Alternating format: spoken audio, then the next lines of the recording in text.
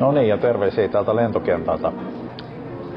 Meillä JobNoodilla on erittäin vahva osaaminen kansainvälisissä rekrytoinneissa, ja me ollaan itse asiassa rekrytoitu Job Norway toimesta jo yli 13 vuoden ajan kansainvälisiä osaajia Norjaan, ja ihan JobNoodin aloituksesta asti 2 vuotta sitten niin ollaan rekrytoitu alan ammattilaisia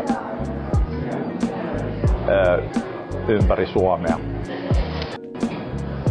Kun sopiva ehdokas on löytynyt, niin työnhakija esitellään JobNoodille.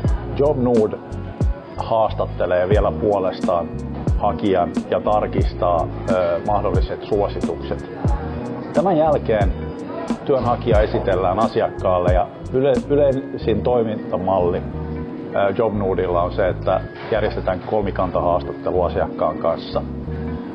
Yleisin tapa on Teams, jossa on asiakas, työnhakija sekä JobNood. Asiakas on tehnyt työnhakijoista työntekijävalinnat, niin lähdemme suunnittelemaan yhdessä työntekijän kanssa matkustamista Suomeen. Ja se lähtee ihan siitä, että me ollaan työntekijöitä vastassa joko lentokentällä tai satamassa. Ja autamme heitä myös sitten viranomaiskäynneillä, eli esimerkiksi verotoimistossa käynti ja rekisteröinti siellä tapahtuu JobNoodin avustuksella.